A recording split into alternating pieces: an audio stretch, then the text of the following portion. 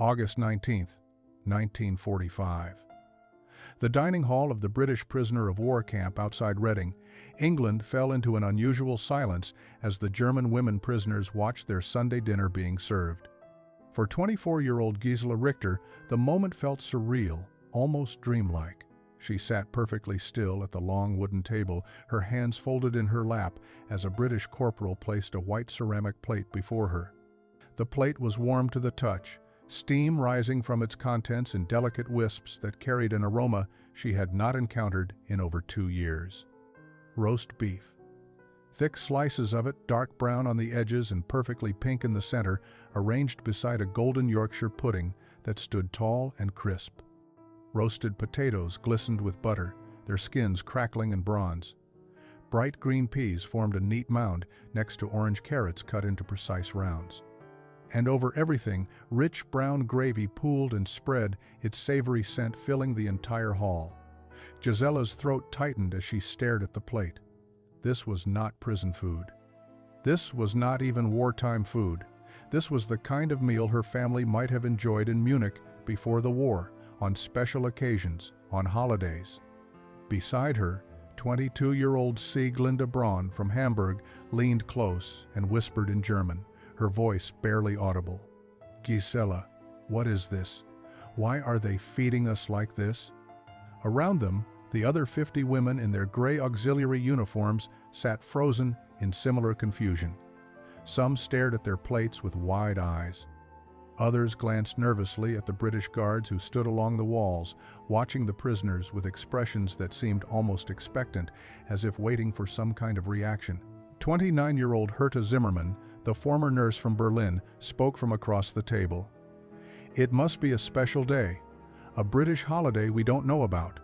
21-year-old Adelheid Weber, who had been trying to learn English from the guards, cleared her throat and addressed Corporal Fletcher in careful, heavily accented words. "Excuse, please. Today is special day? Holiday for Britain?" The corporal, a stocky man with kind eyes and graying temples, smiled warmly. "Special? Well, I suppose Sunday's always a bit special, miss. It's Sunday roast, you see, traditional like every Sunday, if we can manage it." His words hung in the air, incomprehensible to most of the German women. Sunday roast? Every Sunday? Gisela felt something shift inside her chest, a feeling she could not quite name. She had been a prisoner for 3 months now, captured in Denmark as German forces collapsed in the final days of the war. She had expected cruelty, deprivation, perhaps even brutality. The propaganda she had believed, the stories she had been told about British treatment of prisoners, all of it had prepared her for suffering. But this abundant, carefully prepared meal served on clean plates with proper utensils, this was something else entirely, something that contradicted everything she thought she knew about her enemies. Gisela picked up her fork with trembling fingers, and the dining hall filled with the quiet sounds of 52 confused, overwhelmed women beginning to eat.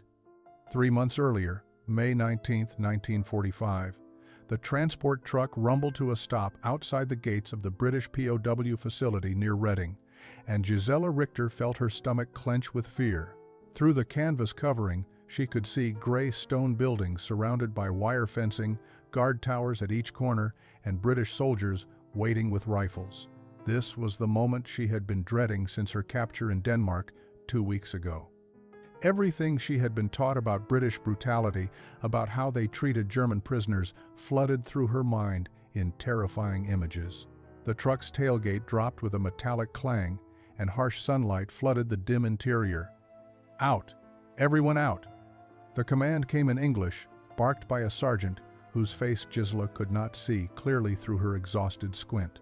Around her, 51 other women from the German Women's Auxiliary Corps began moving stiffly toward the opening, their bodies cramped from hours of travel. They ranged in age from 19 to 34, wearing remnants of their gray auxiliary uniforms, many stained and torn from the chaotic final days of the war. Gisela had served as a communications specialist in Munich, operating radio equipment for Wehrmacht administrative offices. She had never fired a weapon, never harmed anyone directly, but she knew that distinction might mean nothing to their captors. Beside her, Sieglinde Braun from Hamburg moved with visible trembling. The younger woman had worked in military logistics, managing supply records. Now her carefully maintained posture was crumbling under exhaustion and terror. As they climbed down from the truck, Gisela instinctively reached for Sieglinde's hand, squeezing it briefly before military discipline forced them apart. The women formed ragged lines in the compound yard, their eyes cast downward, waiting for whatever came next. Gisela noticed how some of the British soldiers watched them with expressions she could not interpret.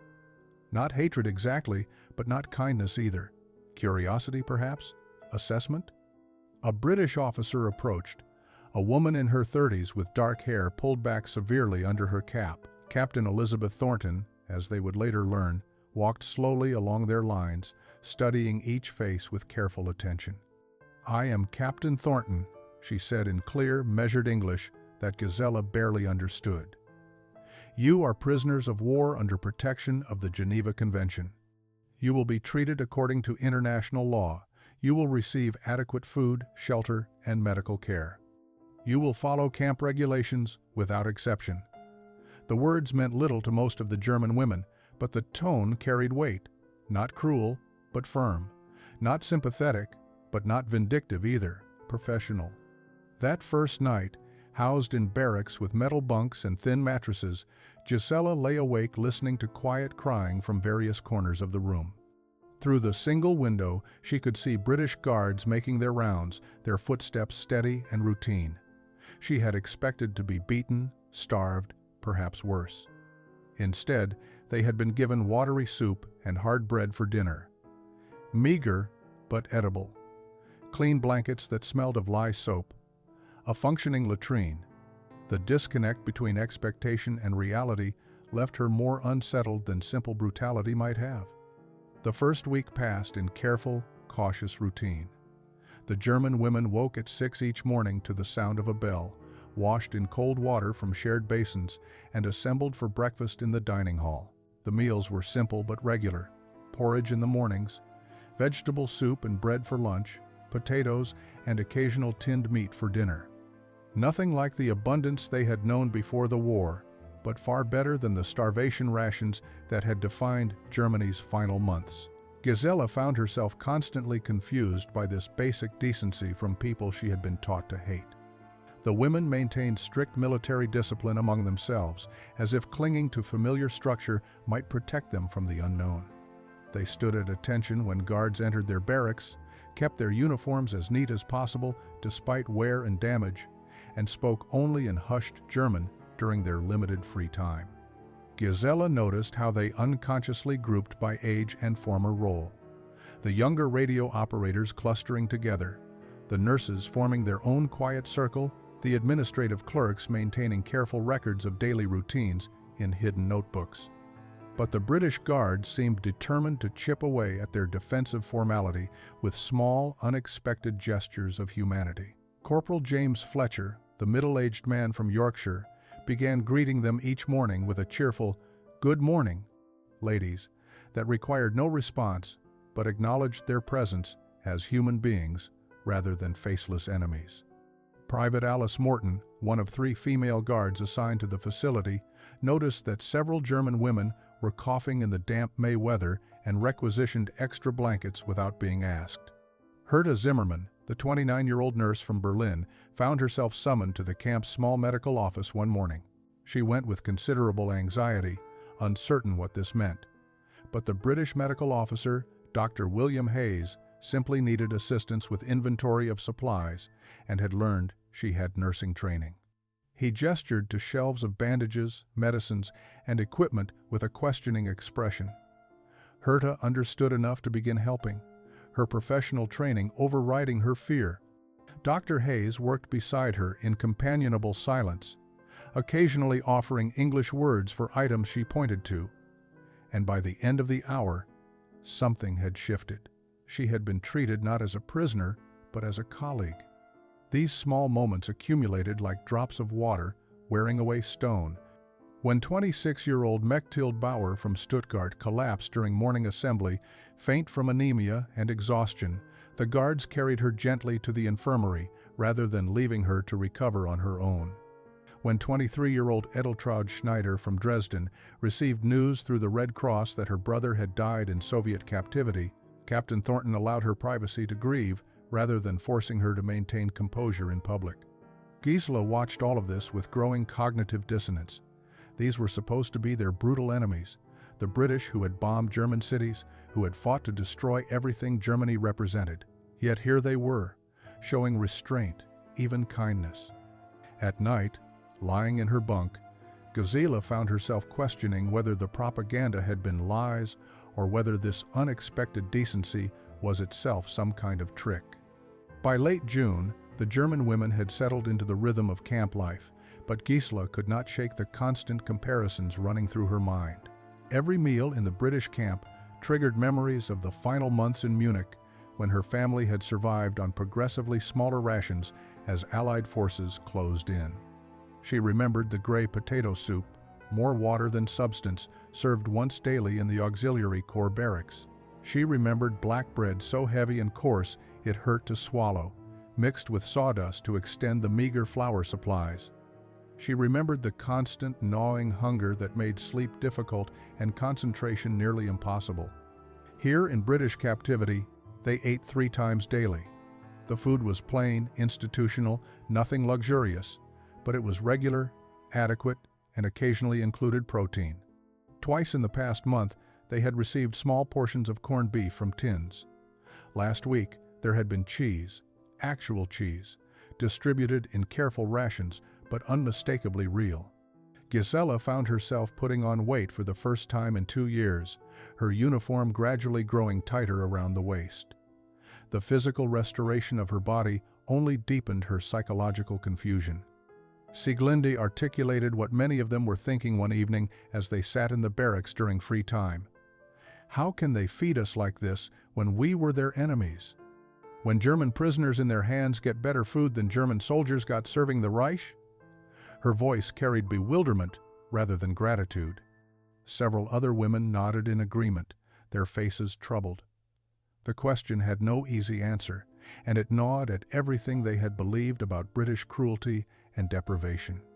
Adelheid, who had been learning English with surprising aptitude, offered a tentative explanation based on conversations with guards.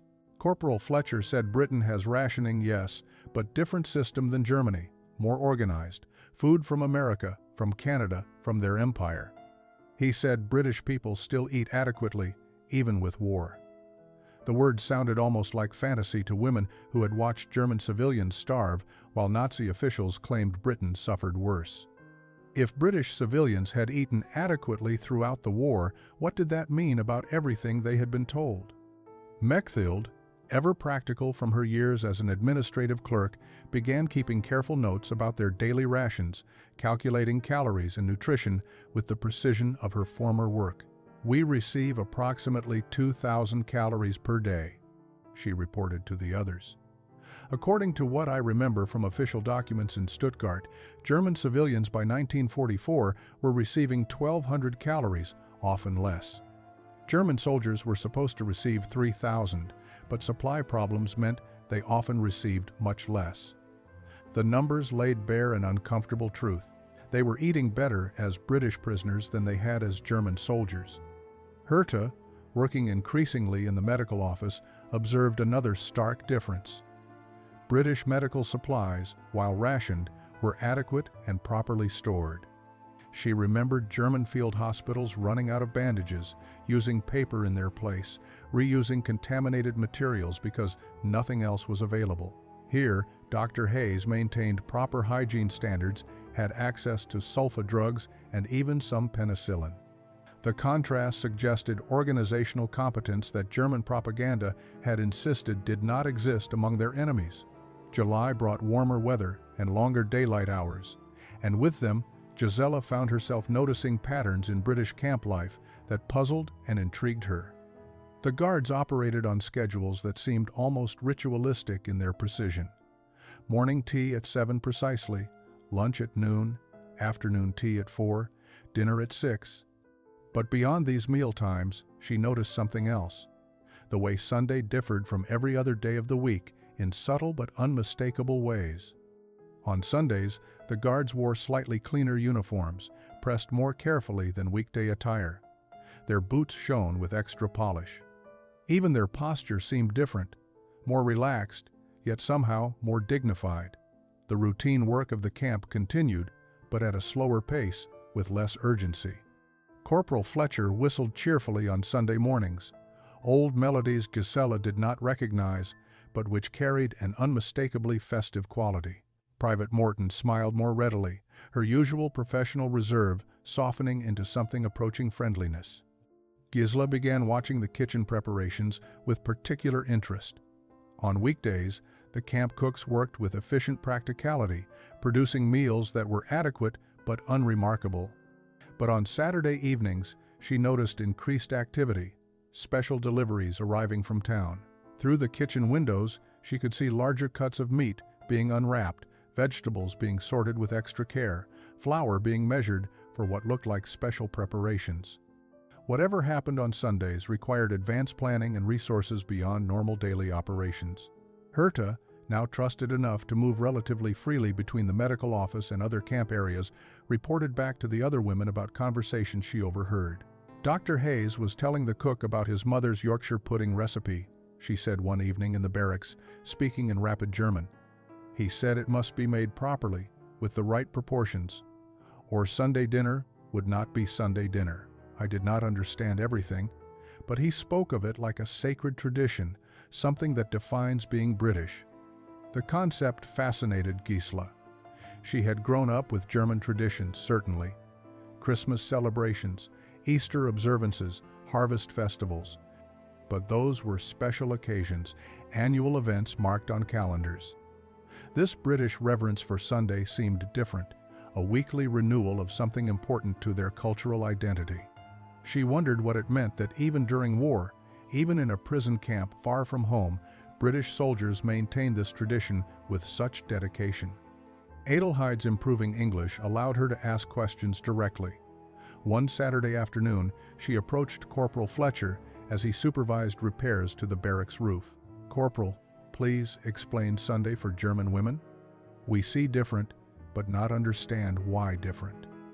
Fletcher paused his work, considering how to explain something so fundamental to his culture that he had never needed to articulate it before. "Well, miss, Sunday's the Lord's day, innit? Day of rest, day for family, day for a proper meal together. My mum, back in Yorkshire, she'd spend all Saturday preparing the roast. Dad would carve it at table, all formal-like. Made us feel civilized, even when times were hard." The word civilized resonated with Gisela when Adelheid translated the conversation that evening. The British used food, used Sunday tradition, to maintain their sense of civilization even in wartime.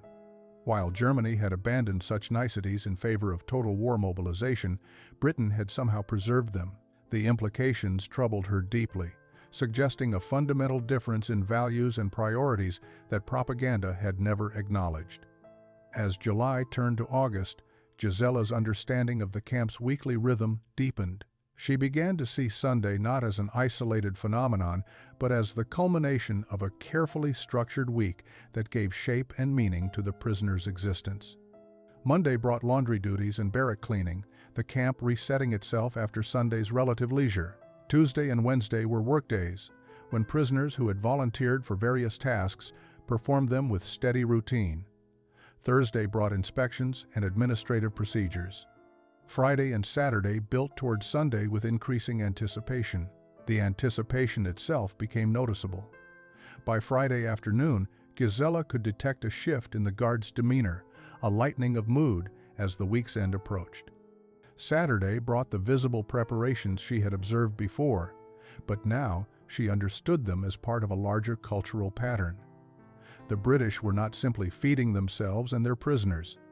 They were maintaining a connection to home, to peacetime normalcy, to the life they hoped to return to when war finally ended completely. Mechthild, ever the administrator, began documenting the pattern in her hidden notebook. Weekday breakfast, porridge, week tea, sometimes bread. Sunday breakfast, porridge, stronger tea, bread with margarine, occasionally jam. Weekday lunch, vegetable soup, bread. Sunday lunch is different timing, later. Weekday dinner, potatoes, occasional tinned meat, vegetables. Sunday dinner. She paused, tapping her pencil against the page. Sunday dinner is something else entirely. I have watched them prepare it twice now. Real meat, fresh vegetables, proper gravy.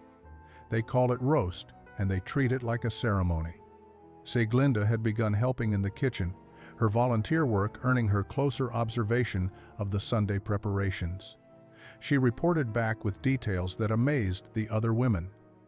The cook, Mrs.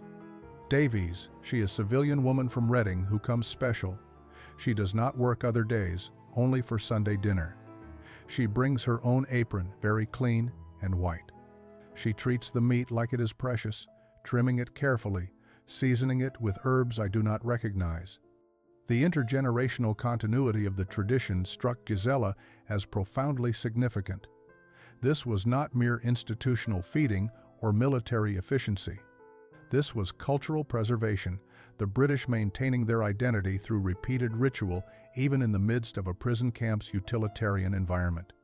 She thought of her own family's traditions in Munich, the Christmas goose, the Easter lamb, celebrations now impossible in Germany's ruined cities. Had the British really maintained such traditions throughout the war while Germany had abandoned them? Edeltraud, the 23-year-old from Dresden, raised a question that troubled many of them. If British people eat like this every Sunday, even during war, even with rationing, what does that say about German claims that Britain was starving and desperate? What does it say about why we were fighting? The question hung in the evening air of the barracks, unanswerable and disturbing. Every Sunday tradition they witnessed undermined another piece of the propaganda that had shaped their understanding of the war and their enemies. Herta offered a nurse's perspective. Dr. Hayes told me that proper nutrition maintains health even when other days are leaner. Perhaps the British understood something about sustained endurance that our leaders did not. The first Sunday of August arrived with Gisela fully attentive to every detail of the preparations. She had volunteered for kitchen duty specifically to observe the process more closely, and Mrs. Davies, the civilian cook who came only for Sunday dinners, had accepted her help with cautious approval. The kitchen work began early, at 6 in the morning, 2 hours before the usual breakfast routine. Gisela entered the large camp kitchen to find Mrs. Davies already present, her white apron tied precisely, her gray hair pulled back in a neat bun, her weathered hands moving with practiced efficiency. The meat sat on the preparation counter, a large roasting joint of beef that must have represented significant expense and resource allocation. Mrs. Davies ran her fingers over it appraisingly, checking the marbling, the color, the quality. She nodded with satisfaction, then began trimming away excess fat with a sharp knife, her movements precise and economical. Nothing was wasted. The trimmings went into a pot for rendering. The bones would make stock. Even in abundance, there was careful stewardship. Gisela watched as Mrs. Davies prepared the roasting pan, rubbing the meat with salt, pepper, and herbs whose names she did not know. Rosemary, Mrs. Davies said, holding up a sprig of the fragrant herb. And thyme. My mother always said these two herbs make proper English roast beef. None of that fancy French cooking, just good, honest flavors. She placed the meat in the pan with vegetables around it, onions, carrots, potatoes, everything arranged with care, as if the appearance mattered as much as the taste. While the meat roasted, filling the kitchen with an aroma that made Gisela's mouth water despite having eaten breakfast, Mrs. Davies turned to the Yorkshire pudding preparation. She measured flour with exacting precision, cracked eggs into a bowl, added milk and a pinch of salt. The secret, she explained to Gisela, speaking slowly so the German woman might understand, is getting the batter smooth and letting it rest.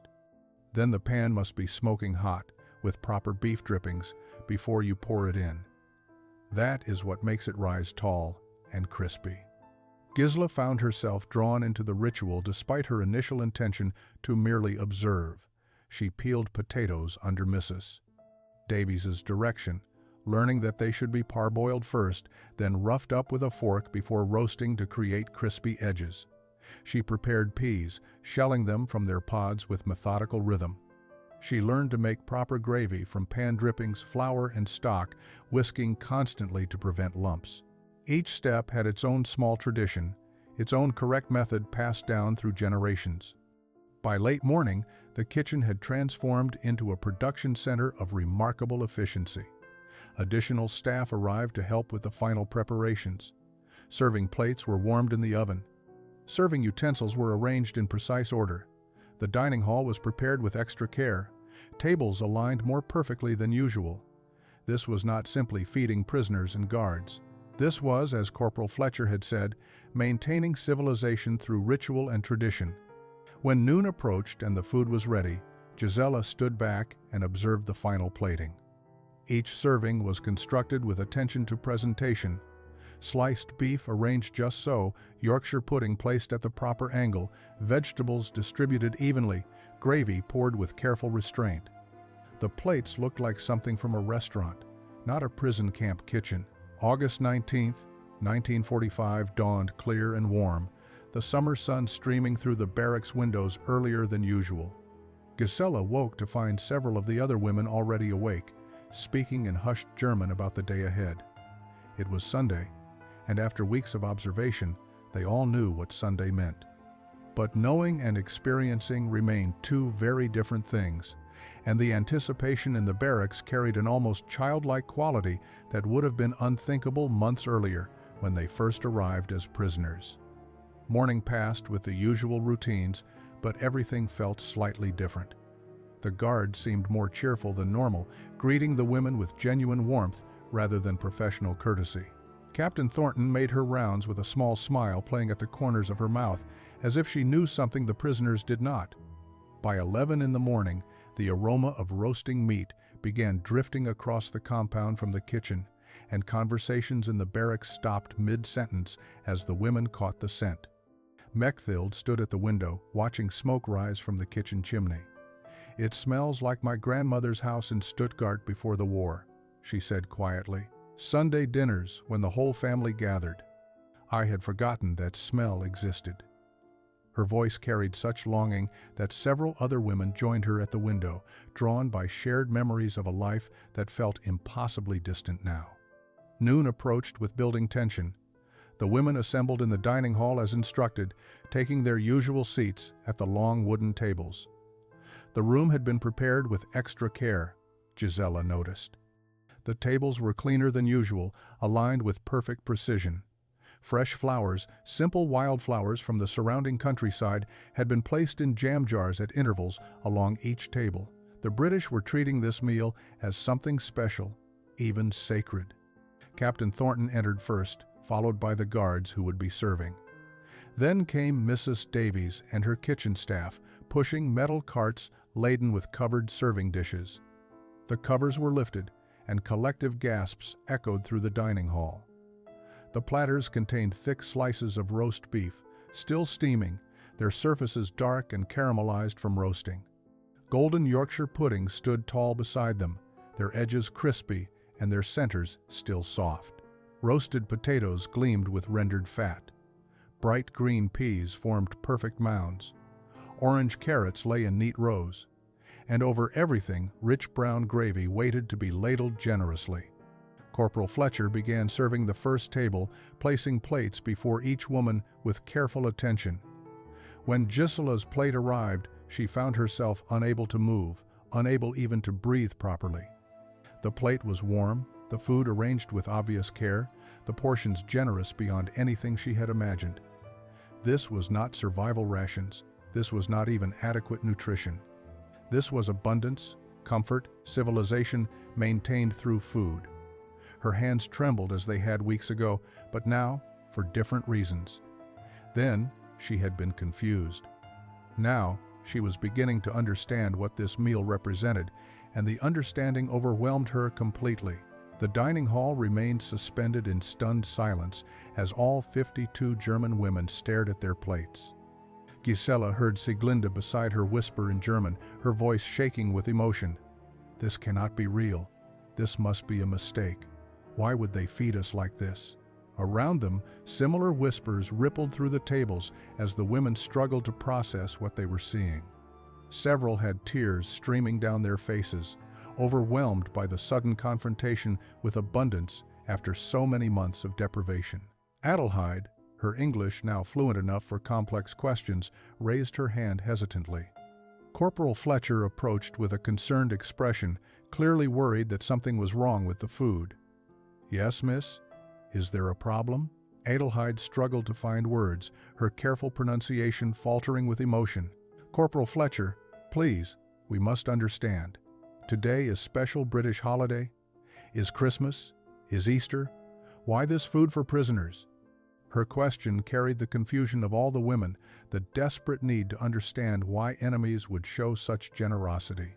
Fletcher's weathered face softened with comprehension. He glanced at Captain Thornton, who nodded permission for him to respond. "No, miss. No holiday. It's just Sunday, like I told you before. Sunday roast. We do this every Sunday when supplies allow. It's tradition, see? Part of being British, keeping our spirits up, remembering what we're fighting to get back to." His words, translated quickly by Adelheid for those who did not understand English, sent waves of disbelief through the assembled women. Every Sunday.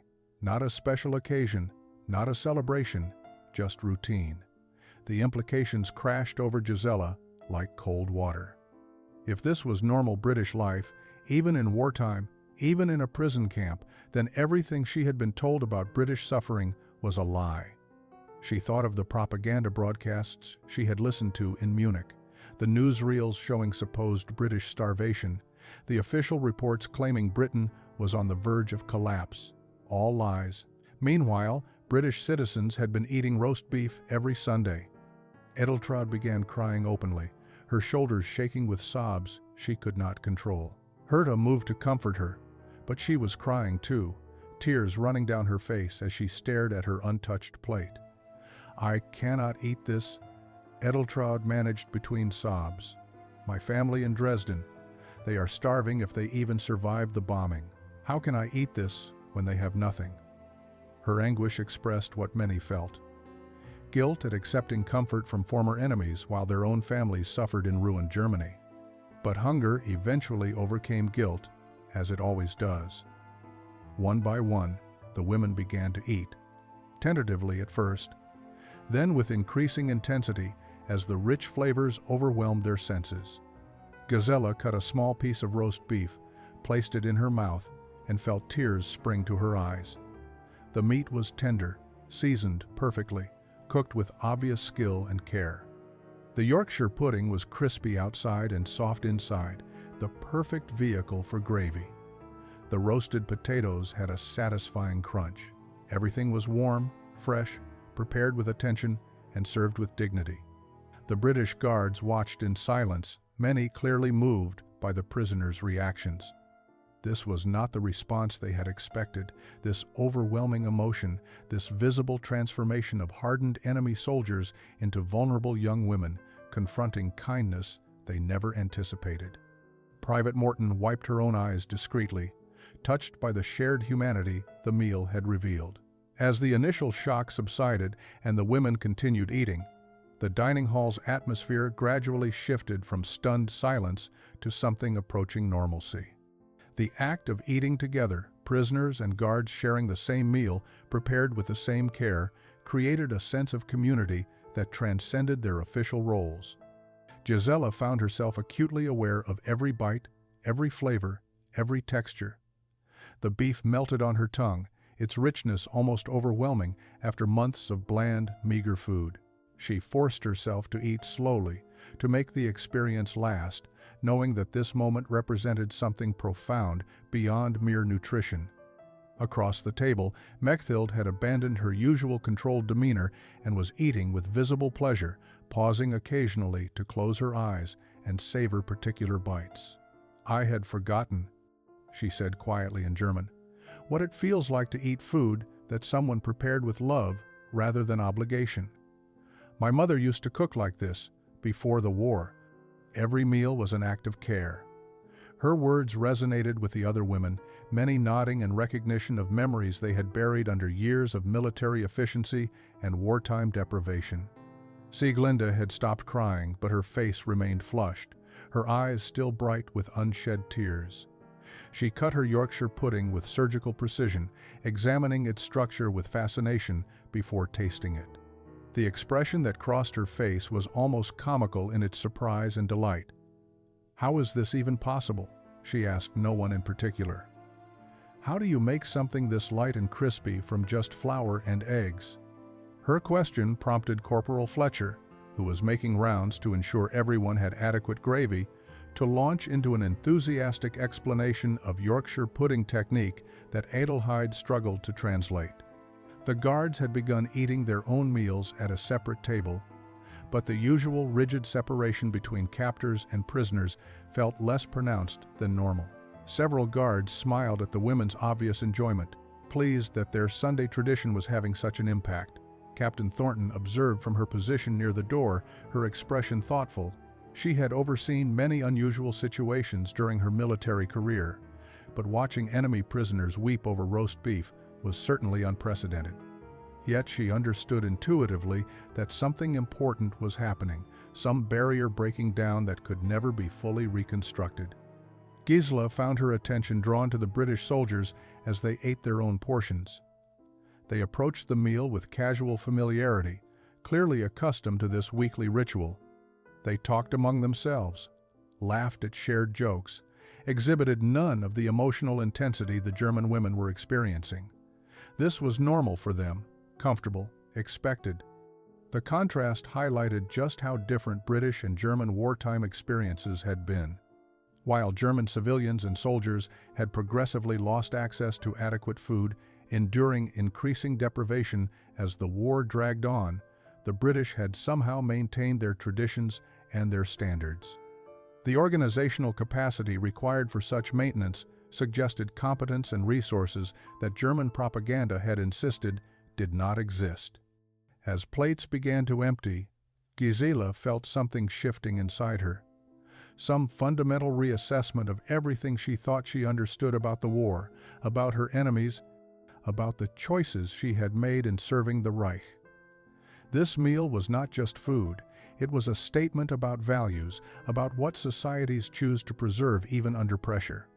After the meal concluded, the usual routine called for prisoners to return immediately to their barracks for afternoon rest period. But Captain Thornton made an unusual decision, announcing that the women could remain in the dining hall for an additional hour if they wished. The offer was unprecedented, and most of the German women accepted gratefully, reluctant to leave the warmth and community the shared meal had created. They gathered in small groups around the tables, speaking in low voices, processing the experience together. Corporal Fletcher approached the table where Gisela sat with Sieglinde, Herta, and Adelheid. He carried a pot of tea and several cups, setting them down with a friendly smile. "Thought you ladies might enjoy proper Sunday tea," he said, pouring for each of them without waiting for permission. The gesture was so casually kind that Gisela felt her throat tighten again. She wrapped her hands around the warm cup, inhaling the steam, and Fletcher settled into a chair nearby, clearly willing to talk if they were interested. Adelheid, always the bravest with her English, ventured a question. "Corporal Fletcher, please tell us about Sunday roast in your home? Before war?" Fletcher's weathered face lit up with obvious pleasure at the memory. "Ah, well now. My mum in Yorkshire, she took Sunday roast very serious-like. Started preparing Saturday night, she did. Had a special roasting pan that belonged to her mum before her. Dad would sharpen the carving knife Saturday evening, making a proper ceremony of it," he continued, his accent growing thicker as he warmed to his subject. "Come Sunday morning, whole house would smell of roasting meat by 10 o'clock. We'd go to church at 8, come home to that beautiful smell. Mum would have the vegetables going, the pudding batter resting. Dinner was always at 1 precisely, never earlier, never later. Dad would carve at the head of table, serving each of us in order, Mum first, then us kids from oldest to youngest. Made us feel like a proper family, you know? Made us feel civilized even when times were hard." The word civilized again, Gisela leaned forward, her limited English struggling to express her question. Civilized? This word, it means? Fletcher considered carefully, wanting to explain something fundamental to someone from a very different culture. Means remembering we're human, miss. Means taking time to do things proper and right, not just surviving, but living with dignity. Sunday roast ain't just about feeding bellies. It's about sitting together, sharing something good, remembering there's more to life than just work and worry. Herta translated this for the others, and silence fell over their group. The concept Fletcher described contradicted everything about total war mobilization, everything about sacrifice for the state, everything they had been taught about subordinating individual comfort to collective victory.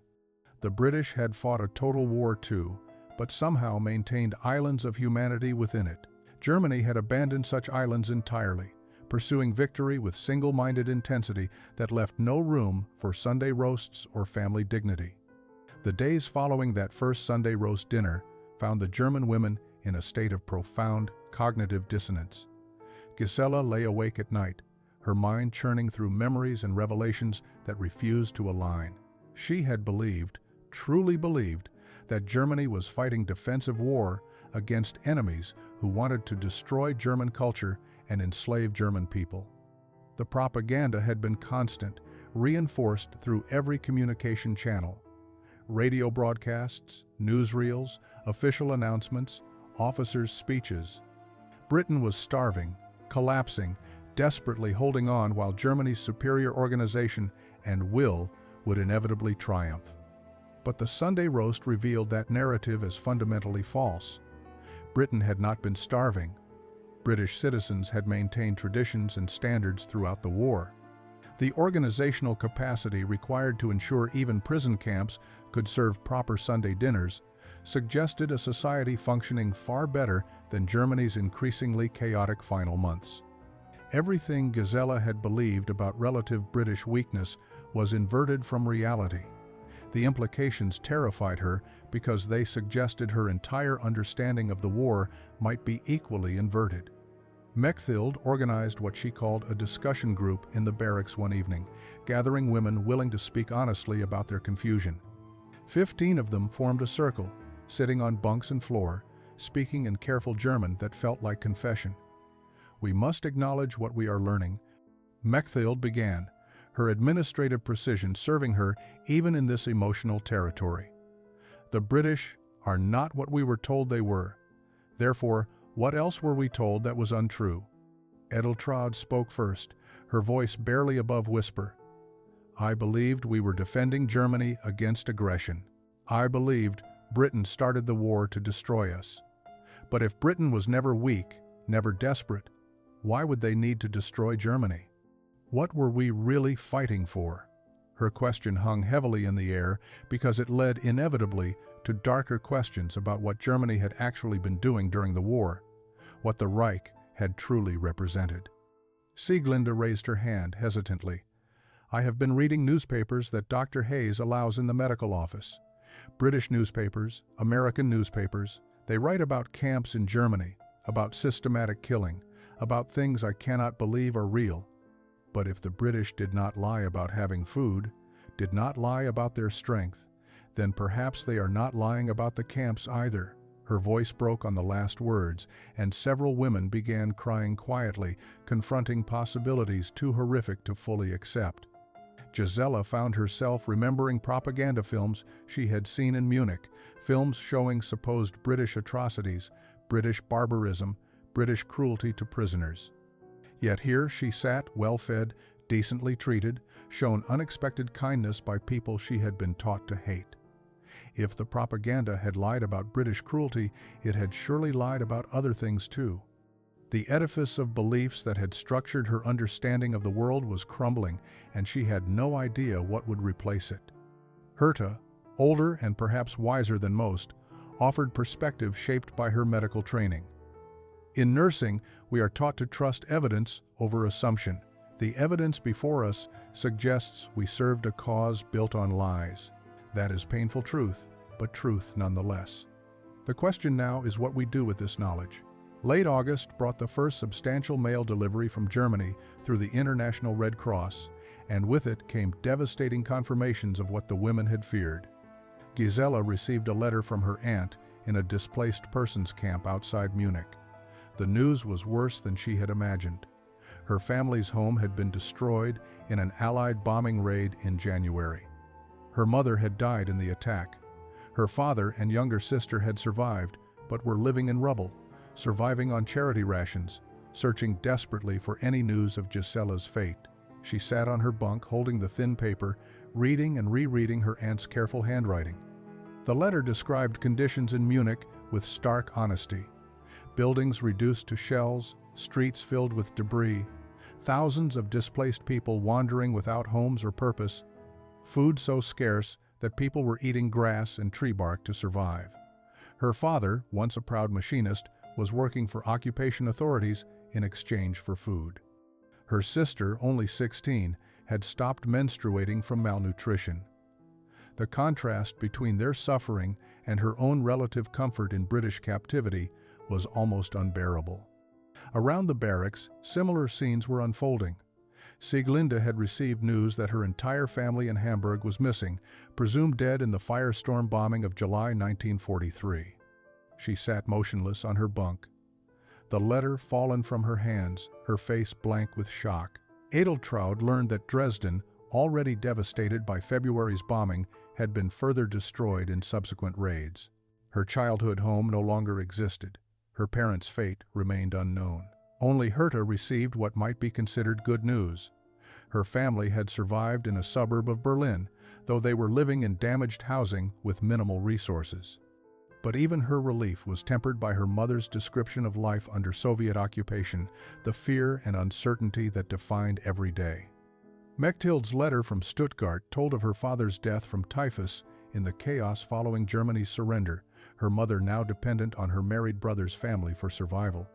The letters transformed the women's understanding of their situation.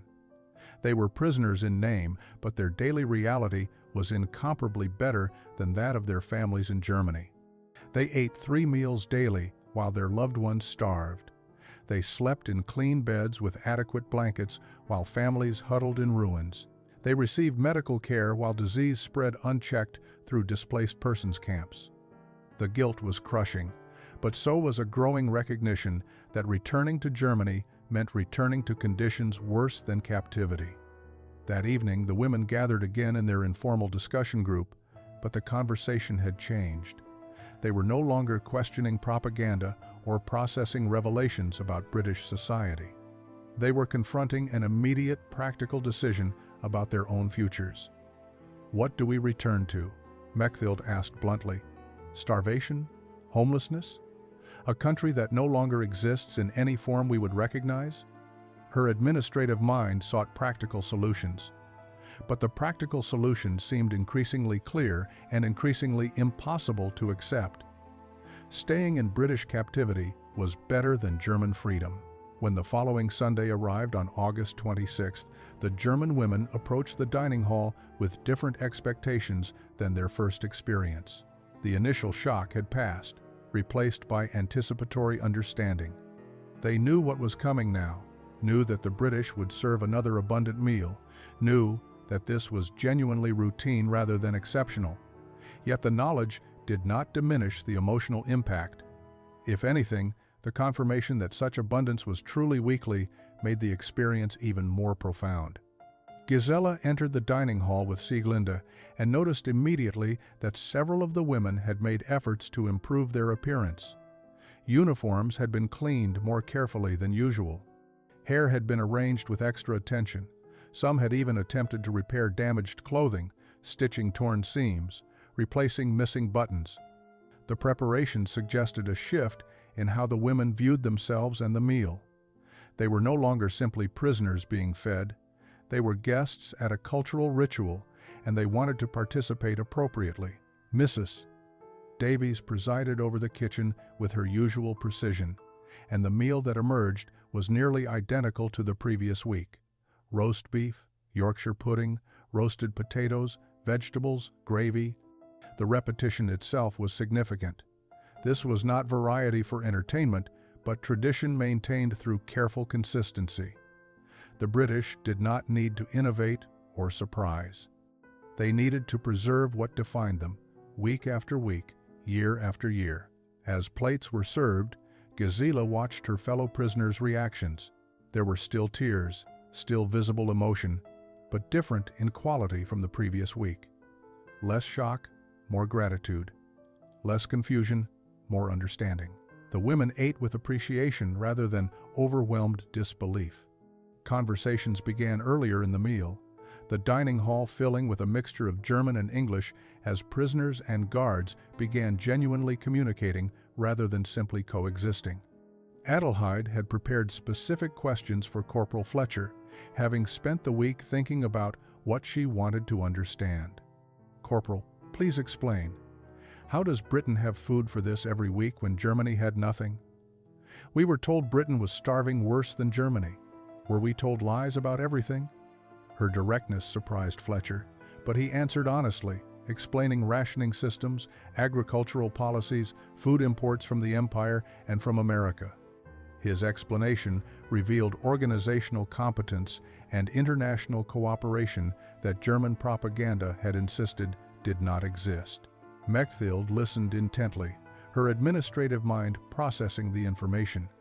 After the meal, she gathered several women in the barracks to share what she had learned. The British maintained functional supply chains throughout the war, she explained. They prioritized nutrition for civilian morale. They accepted help from allies rather than pretending self-sufficiency. Everything Germany did wrong, Britain did right. We lost the war before it even started because our system was fundamentally flawed. Her conclusion was harsh, but increasingly undeniable. The Sunday roast was not just a meal, it was evidence of systemic differences between British and German approaches to total war. Britain had fought while maintaining humanity. Germany had abandoned humanity for victory and achieved neither. The women sat in silence, processing implications that extended far beyond food into questions of governance, values, and what kind of society they wanted to be part of going forward. September brought cooler weather and falling leaves, and with the changing season came a subtle but significant shift in camp dynamics. The German women were no longer treated primarily as prisoners, but as displaced persons whose futures remained uncertain. British authorities in London were still debating repatriation procedures, while reports from occupied Germany painted increasingly grim pictures of conditions that gave everyone pause about sending the women back into such chaos. Gisela had begun keeping a diary in English, forcing herself to think and write in her captor's language as a way of processing her transformation. The entries revealed a woman systematically deconstructing her previous worldview and attempting to build something new. "I believed I was serving German defense," she wrote one evening. "I believed our enemies were cruel and barbaric. I believed Germany represented civilization against chaos. Every belief was wrong. Now I must decide what I actually believe, separate from what I was taught." The decision to write in English was itself significant, representing her growing identification with British culture and values. Herta noticed the diary during an evening in the barracks and asked about it in German. "Why do you write in their language?" Gisela considered the question carefully before responding. "Because German words carry German thoughts, German assumptions. To think differently, I must use different words. English forces me to be more direct, less caught in old patterns." Adelheid had become functionally fluent, serving increasingly as the primary translator between prisoners and guards. But her role had evolved beyond simple language conversion into cultural mediation. She found herself explaining British customs to Germans and German perspectives to British, bridging gaps that went far deeper than vocabulary. Captain Thornton had begun consulting with her on matters affecting the prisoners, recognizing that Adelheid understood both communities better than anyone else in the camp. The informal discussion group that Mechthild had organized now met 3 times weekly, functioning almost like a philosophical society. The women debated questions of identity, responsibility, and redemption with intensity that would have seemed impossible months earlier. They were no longer simply processing shock, but actively choosing new frameworks for understanding themselves and their place in a transformed world. Edeltraud, once the most emotionally fragile, had become one of the most thoughtful voices in these discussions. "We cannot change what we were," she argued one evening. "We can only choose what we become. Staying trapped in guilt serves no one. We must find ways to contribute, to make amends through action rather than suffering." Her words resonated because they offered a path forward beyond paralysis and self-recrimination. The women had been part of a system that committed terrible acts, even if they personally had not participated in the worst atrocities. They could not undo that history, but they could choose different futures, could dedicate themselves to building something better than what they had served. The Sunday roasts had shown them an alternative model of society, one that maintained humanity even under pressure, that treated even enemies with dignity, that valued tradition and community alongside efficiency. October 19, 1945 arrived with official notices from British military authorities. Repatriation procedures were finally being formalized for the German women prisoners. Transportation would be arranged through displaced persons camps in occupied Germany, with eventual release to return to their families or whatever remained of their previous lives. Captain Thornton called an assembly to explain the process, her expression revealing how difficult she found the prospect of sending these women back to the chaos and deprivation they would certainly face. The announcement triggered intense private discussions among the women. For weeks they had known repatriation was inevitable, but the abstract knowledge had allowed them to avoid confronting the actual decision. Now, with official timelines and procedures, the choice became immediate and real. Return to Germany meant returning to families who needed them, to a country that required rebuilding, to the homeland that still defined their identity regardless of how much had changed. But it also meant returning to starvation, to ruins, to a society that would view them as failures, as soldiers who had been captured and corrupted by enemy influence. Gisela sat in the barracks that evening, her English diary open before her, trying to articulate the impossible choice she faced. Her family needed her. Her father and sister were struggling to survive in Munich.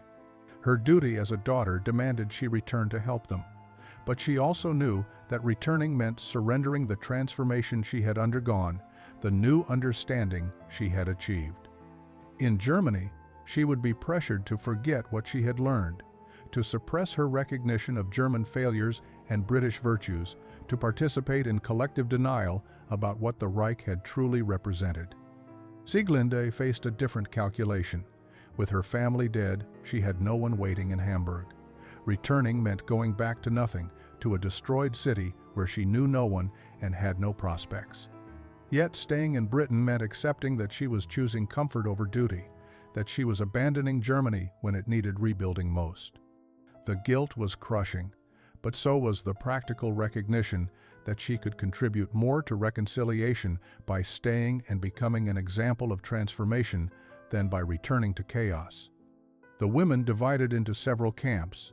Some, particularly those with surviving families, felt clear moral obligation to return, regardless of hardships. They would face starvation and ruins with courage, helping to rebuild from the ground level. Others, especially those who had lost everyone, saw no purpose in returning to nothing. They wanted to stay in Britain, to continue the transformation they had begun, to build new lives that honored what they had learned. A third group remained paralyzed by indecision, torn between competing obligations with no clear answer. Captain Thornton had anticipated this division and made a surprising announcement at a second assembly. British authorities would consider requests for extended displaced person status from women who wished to remain temporarily. It was not citizenship, not even permanent residence, but it was permission to stay while sorting out futures. The offer required finding British sponsors willing to house and employ them, demonstrating they would not be burdens on a country already managing its own reconstruction. The 52 German women ultimately divided into two groups after weeks of agonizing deliberation. 28 chose immediate repatriation despite the hardships. feeling duty to families and homeland outweighed personal comfort or transformation. They would return to Germany and face whatever they found there with courage and determination. 24, including Gisela, Sieglinde, Herta, Adelheid, Edeltraud, and Mechthild, chose to request extended displaced person status and remain in Britain. The division was painful but respectful, each woman understanding the other's reasoning even when disagreeing with their conclusions. Those choosing repatriation prepared for departure with mixed emotions. They packed their few possessions, wrote letters to families announcing their return, and participated in farewell gatherings that felt more like family separations than prisoner releases.